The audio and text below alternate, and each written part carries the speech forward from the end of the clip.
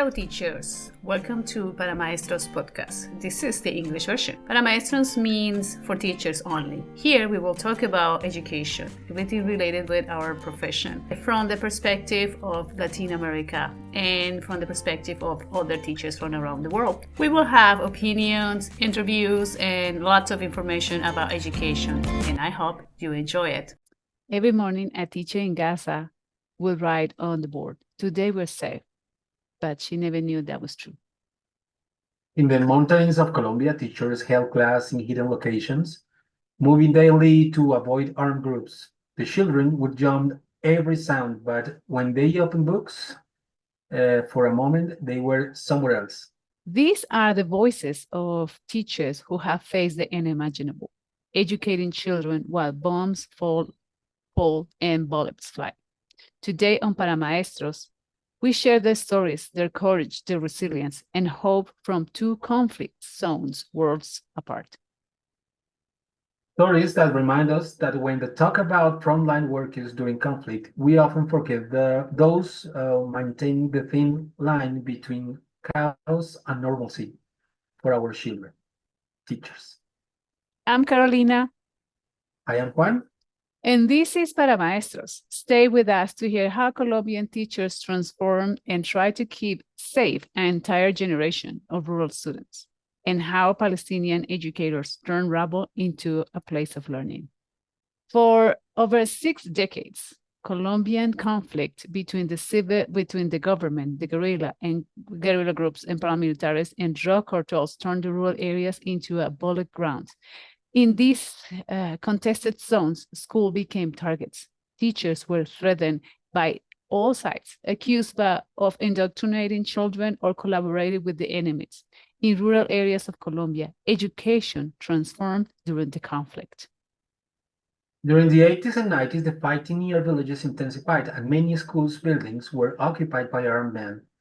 Students and teachers were told to leave or face the consequences. But some teachers stay and face the dangers of the conflict. They resist to keep schools and spaces of peace and neutrality. For instance, one of the stories that touched my heart was in Ituango, a municipality in Antioquia, where the principal of the rural school had to kick out an armed groups that had occupied the school premises. I remember that story, and it's a story of courage that I can forget. At the beginning, I remember they said the leader of the group refused to leave and threatened the principal, but she didn't back out. Instead, she insisted that children have to come to study next morning. Therefore, that group had to leave. That moment, this principal showed that they have to choose knowledge over and the well-being of the students over the conflict. And many educators in Colombia often face threats from armed groups. A school can become targets in areas of conflict. Despite the risk, many teachers remain committed to their mission, viewing education as a powerful tool for social transformation. Many Colombian educators have taken on the dual role of teaching and fostering peace in conflict-affected areas. For instance, teachers in rural regions have developed community-based educational initiatives to promote dialogue, reconciliation, and critical thinking. This effort aims to counteract the cycles of violence that students have been faced for decades and decades. So they want to foster a world where peace is the future. But in 2016, the Colombian government and the guerrilla FARC signed a peace agreement, which is being implemented in the country. One of the implementation was the Commission of Truth, which was looking for causes behind the conflict and recognize the victims. This is very important, including the teachers that face the horrors of war. All of this is now is a document available for everyone who wants to read it.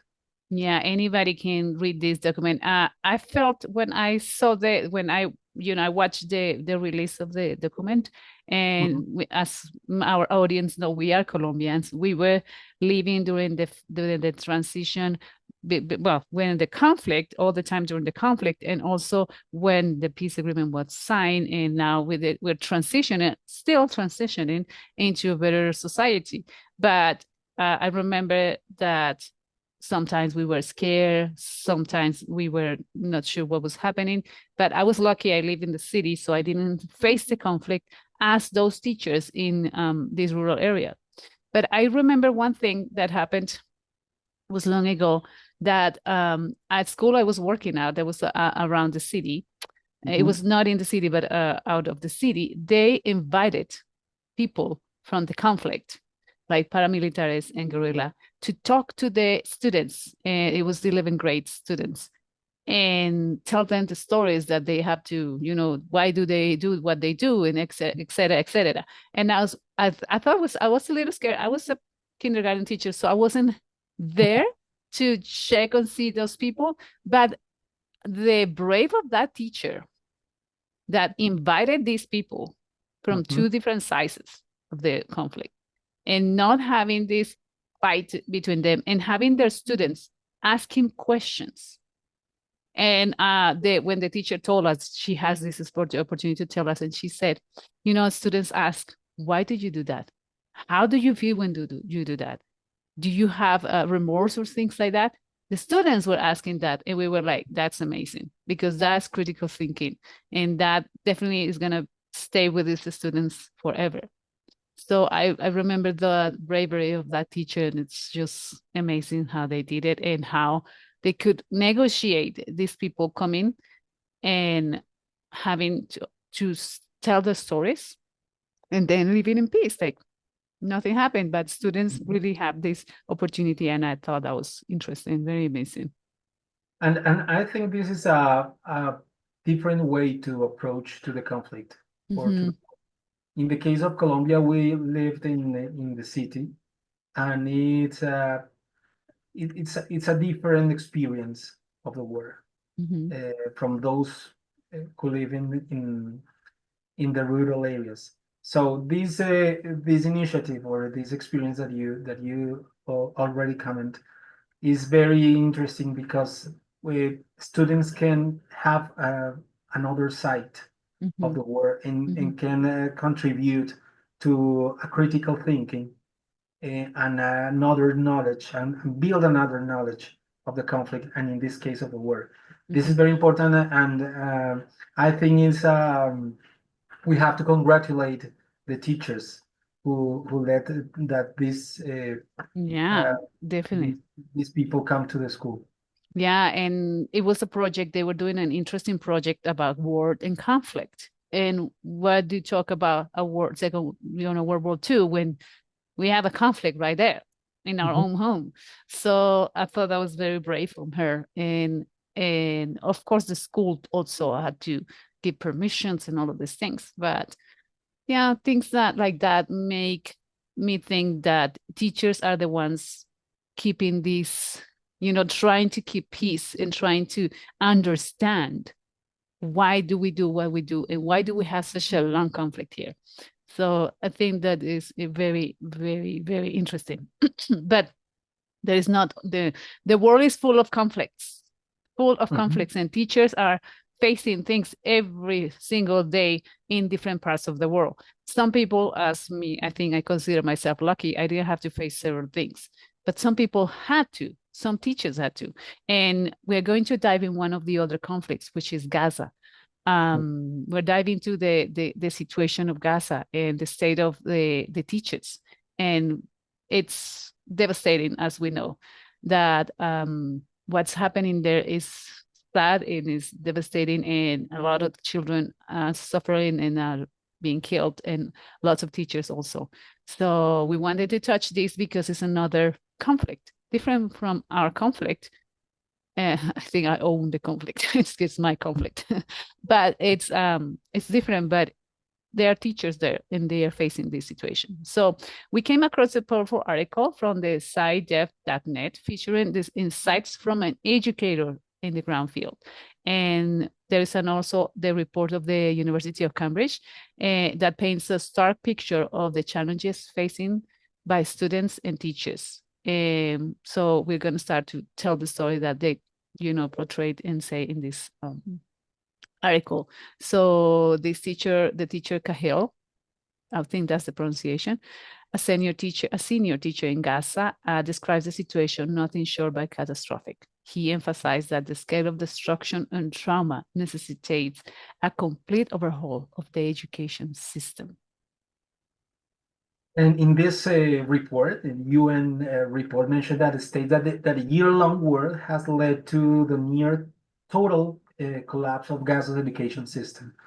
We are talking about destroyed facilities and a tragic loss of human resources, including over 400 teachers lost in the conflict. It's heartbreaking to think about the impact of on the children. This is very difficult, and it's not easy to understand. Cahill points out the immense psychological trauma they have endured, loss of family members, limbs, repeated displacement, and a constant lack of security.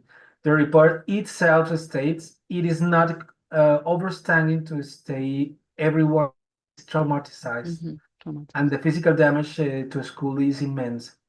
According to the report, over 90% of schools have been damaged in some.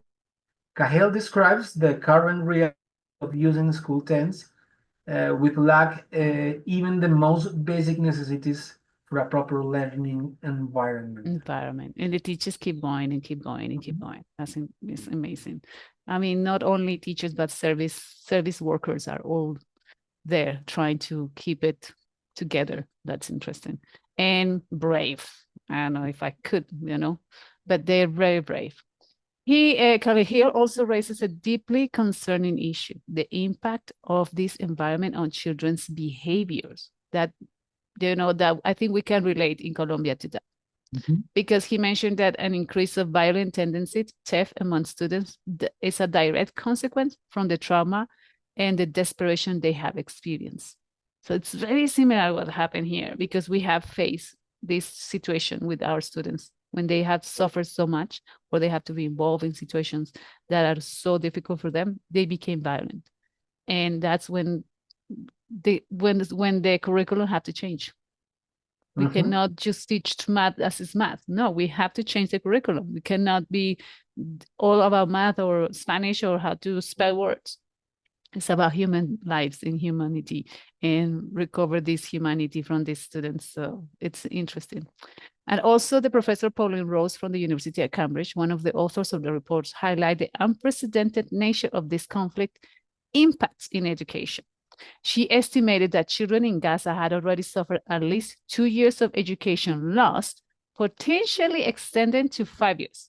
This article serves as a stark reminder of the devastating consequence of the conflict on education and the immense challenge faced by educators and students in Gaza. The comprehensive rebuilding and sustainable international support is undeniable. And there is a very famous pedagogical thinker, which is Roy Van Feuerstein. He teach he talked, I think, after the World War II, and he deal with the consequences of trauma in children after the World War II. Yeah. This is very, very important because we have never think deeply in the social consequences of the trauma. Not only the trauma who suffered the conflict, but what it did to the rest of the society. For example, the violence into the nuclear family, the violence in the urban areas. This is part of the conflict. Yeah. But we have to take more into account, because it's very important to teach in schools what happened after the war and what are their consequences. Yeah, we will touch on that in the next episode. We're going to talk about the history, how to make history, and who tells the history. That's interesting too. But one of the things I think is important to remember is that, or it is important to remember that when we live in a conflict, nothing is separated with the conflict. So we tend to say, oh, there's a lot of violence in a family, but that comes from the conflict too. There's a trauma that we never address because we don't think, we think, oh, the war is end. It's not, because we have to work with the trauma. The adults, we all have traumas in Colombia. I think we are considered victims too. We all have some certain level of trauma because that's what happened to us. We live in long conflict. And forgetting that those things have long-lasting consequences, and that we don't address them, they become a cycle and a cycle and a cycle. And that's why the Commission of Truth is so helpful, because they are addressing at least the part of the history that we don't know or we don't understand. And eventually they're implementing some strategies, pedagogical strategies, with some schools in rural areas where they have to face the trauma. So the idea is to not go back to that again. And I honestly believe that only education can do it. Yes. And of course, with the touch of mental health or with mental health together, but we cannot do it. We cannot just finish a conflict and leave it like it is like that. No, it has to, we have to address the trauma. So we often forget that in conflict zones, teachers are there. So often when we talk about frontline workers in conflict zones, we refer a lot of people, but teachers rarely make the list. Media covers the military personnel, the medical staff, the humanitarian workers, but yet teachers seems to be somewhere there. But teachers are also in the front line, and it's important to recognize, and it's important to as we name them in a conflict zone as from workers or from frontline workers, we need to also give them training. They need protection equipment. They need a lot of things, because if we don't mention them, they're not there, right? So we need to mention that teachers also are frontline, in a frontline workers in a conflict zone. So it is important to think about it. According to the Global Coalition Protect Education from Attack, over 12,700 attacks were occurred on education. 12,700, that's a lot. Between 2015 and 2019, they were affecting 22,000 students and teachers and educational personnel. So we have lots of teachers suffering from different conflicts around the world. And it's important to name them, to tell them that we see them, that we know they're there. And for instance, in the case of Colombia, more than 1,000 teachers were killed during the 5 decades of conflict. Thousands more were threatened or displaced.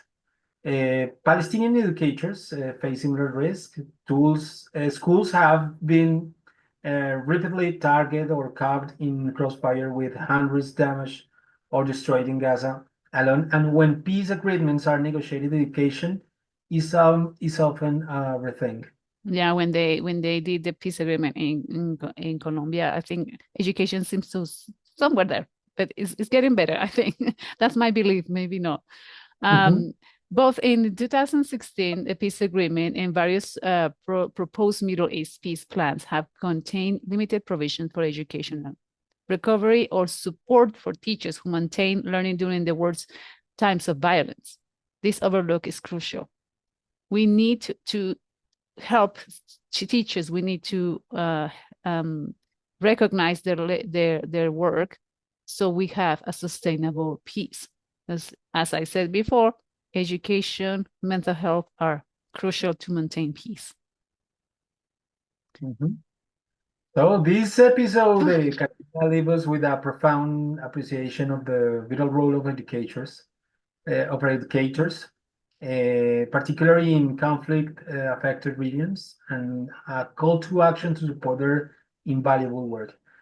Their struggle is a reminder that education is not just about textbooks or classroom, it's about nurturing hope, resilience, and the future.